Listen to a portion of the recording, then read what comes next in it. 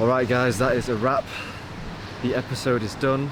I think we got some pretty good awesome shots of the workout, of the interview, of the posing practice. I'm excited.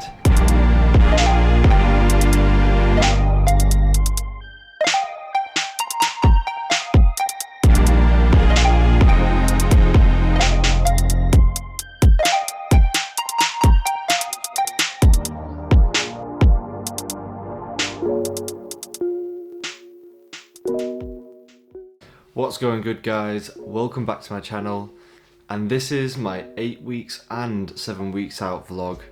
Now, I know I said I was going to do these on a weekly basis, but I got totally caught up over my plans these past couple of weeks, and I've just not had the time to create 2 separate vlogs for these 2 weeks. So now that we're coming into 7 weeks out, I thought I might as well just combine these 2 together, as I didn't get a lot of footage, but there's been a lot of developments over these past couple of weeks.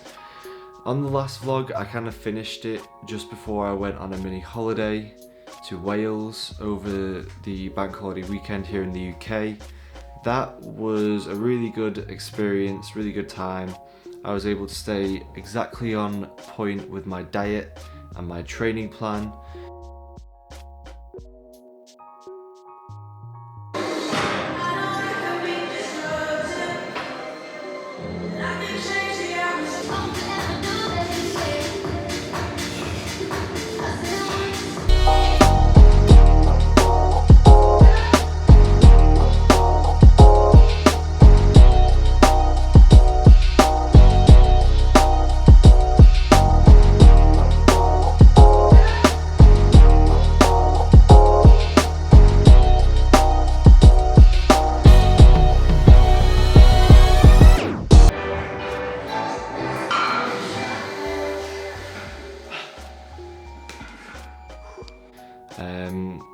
And I came back from that holiday to weigh myself, because I hadn't weighed myself for that whole period.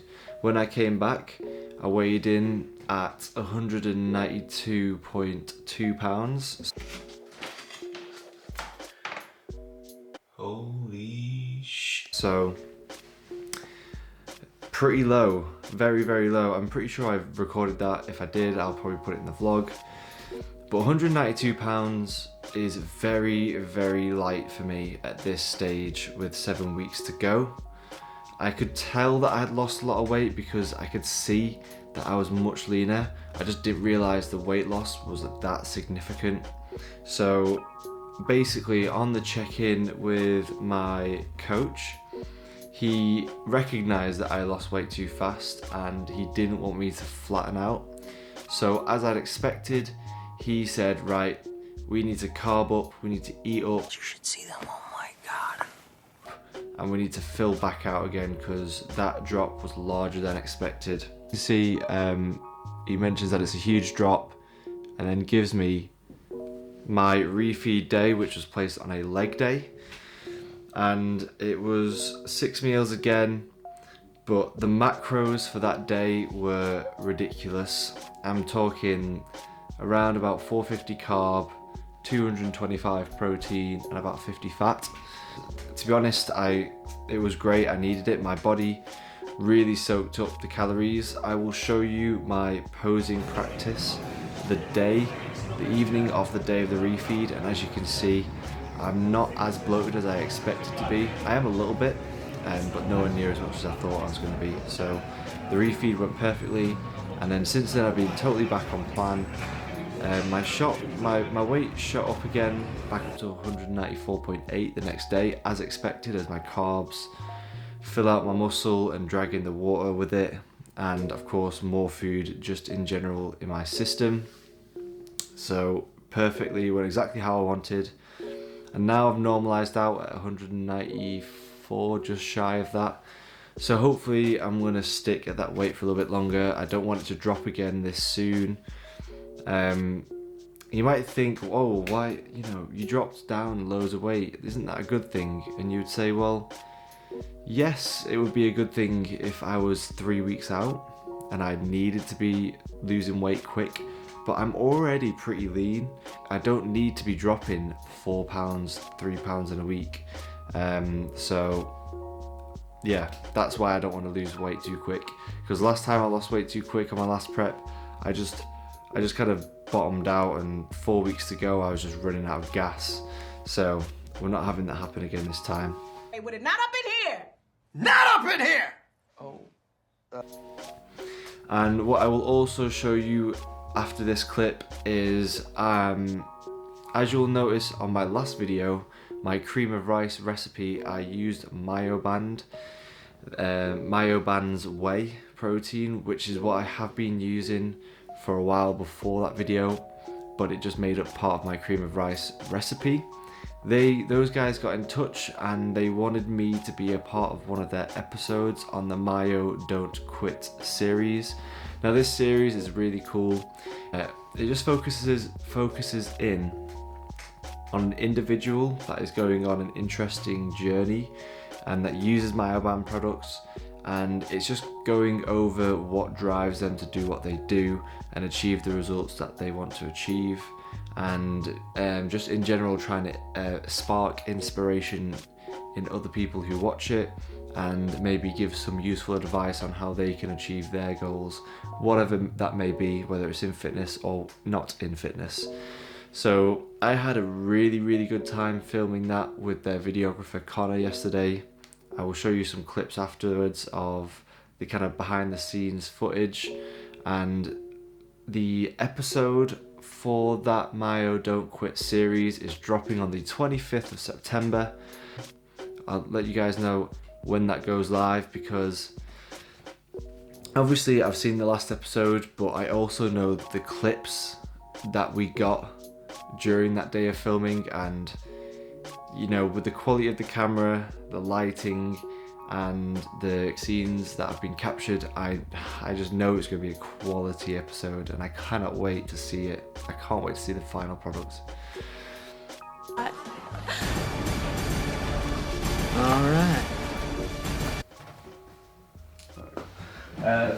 So we've sort of briefly mentioned the challenge and how you overcome it and your analytical side, but how do you go about winning the competition? What's your plan? Your goal's quite specific, it's to win the competition, isn't it? Yeah. So how are you going about winning that competition? Yeah, so I'd say a good way to go about achieving your goal, obviously having clarity and specificity, obviously having clarity over exactly what you want to achieve is just so important, because once you have a clear goal of what you want to achieve, you can almost work backwards in the steps that need to be taken from where you want to be and where you are now to get there. So in my case, with winning this competition, that is the ultimate goal. Now you say, well, how do you get there? And I'll say, well, I will win that competition through the judges. Now what do the judges want? And then you get their specification. It's 50% posing and stage presence, it's 20% symmetry, it's 20% conditioning, and you can get a breakdown of these are the things that I need to nail in order to achieve my goal. So when it says 40% or 50% is based on stage presence and posing, that's something I can control, and that's something I can put time in and work on and improve over time. It's look at other people that have won and that have been there before you. There's nothing wrong with using people ahead of you as inspiration, or a place of somewhere you can get data from of, you know, if someone has achieved it, what was the roadmap they took? And you can apply that to anything. Someone that's better than you in fitness, someone that's better than you in your career, you know, someone that's better than you in anything that you do. They've gone through that path before, and you can learn a lot from what they've done. So we mentioned earlier as well about knockbacks and one of your shows getting cancelled and how you dealt with that. Can we touch on that again? So how you've obviously had some knockbacks. Yeah. How have you dealt with them? You know, you talked about realising a strategy, and it's easy for someone to take the mindset of, oh well, I might as well give up that goal. I might as well quit. I might as well, you know, not do any workout at all, not stick to my diet, and almost use. It's easy to let situations get the better of you initially when they first happen, and it's hard to get into the routine of trying to batting it away, and understanding that all knockbacks are out of your control. So the shutdown of gyms is out of my control, the cancelling of the event of my first show is out of my control, and it's just making sure that you're pragmatic enough to see through it and realign the path to get to that ultimate goal, and make sure that you don't kind of give in to the temptation to just stop progressing. So I think the next question I want to ask then is you talk about things being out of your control. In that situation, there are certain things you can control. So for example, you know, the way you deal with it personally. What would you say to someone who might be experiencing a knockback, who might, you know, something might happen that's out of their control? Yeah. What would you say to that person? Absolutely. It's like you said, with something that happens out of your control, you just have to move the path at which you take to mitigate the effects of that knockback. So for example, when the gym's closed, the issue really wasn't that gym's closed. The issue was that we couldn't work out and we couldn't follow our weights routine or our cardio routine. But if you take it back into, well, what can I control? Well, what I can control is changing what I do to still stay on the same path, whether that be investing in getting some weights to do a home workout, or instead of doing cardio inside the gym, go outside the gym for a run, for a bicycle ride. There's always a way to get around a knockback. It might not be what you initially planned to do, but if you really concentrate on the things and the variables that you can change, then you can work around any knockback for sure.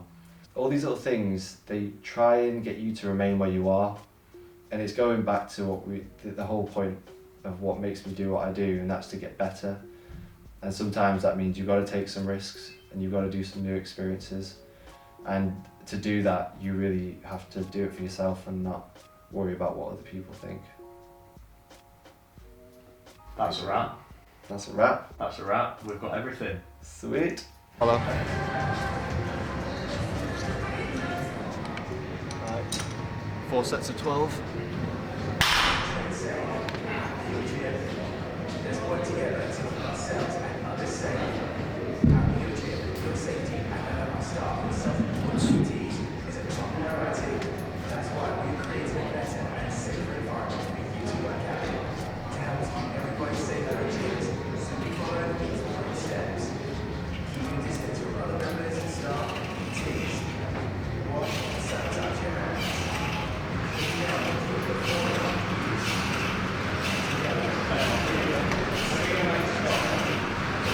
Get my camera just in.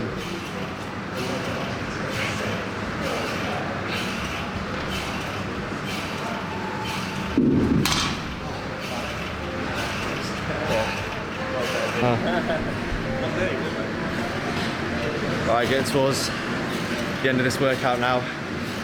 We've got Connor here, filming with us from MYOBAND.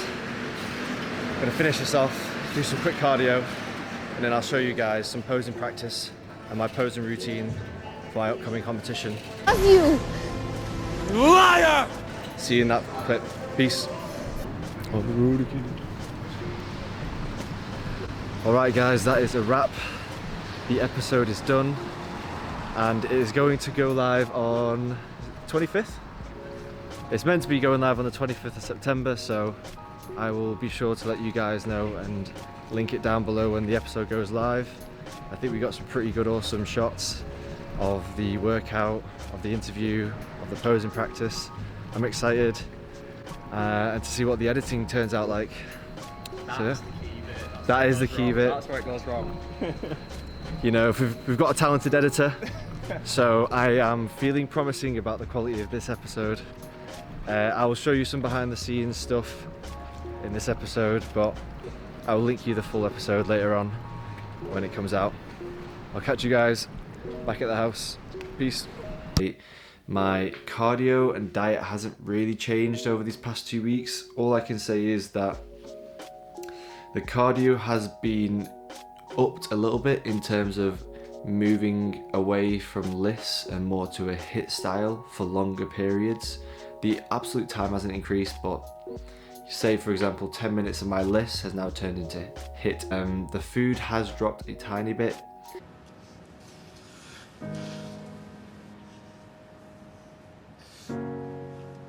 I'm not ready for this. But again, my macros are still significantly higher than my last prep. So all's going well. I still feel really good. I don't feel like shit. I don't feel like it's too much. I'm not hungry and I've not been truly challenged. And when I say I've not been truly challenged, I'm not saying that it's easy. I'm not saying that I'm taking a back seat and just cruising. I'm just recognizing the fact that getting to this point of prep, maybe 5 or 6 weeks out, that should be the easy part. Getting to it's the last 5 weeks when you're really going past what your body likes to be. That's when it really, really gets hard. Because if you think about a prep, right, and you start at 18 to 20% body fat, so you're kind of like, ooh, like I'm losing body fat and I'm also getting healthier and I feel better. And then it gets to a point where you kind of go beyond what your body is comfortable with and your body fat continues to go down, but you know, the health, your health starts to just go like this and your body's slowly going like, what the F are you doing to me? You know, like stop. Like I was happy getting down to say 14-15% body fat. I feel good, I look healthy, I look better. But then there is a point where your body your health and your body fat diverge and your body's like, my body fat's going down but it's not healthy and I don't like it. So that's why the back end of prep is infinitely harder than the first half of prep. So I'm really glad that I'm feeling good at 7 weeks out, because I know that when I get to 4 and 3 weeks out, I'm going to need those gears and I'm going to need that gas that I've saved in my tank to really get me over the line. So that's the update, guys.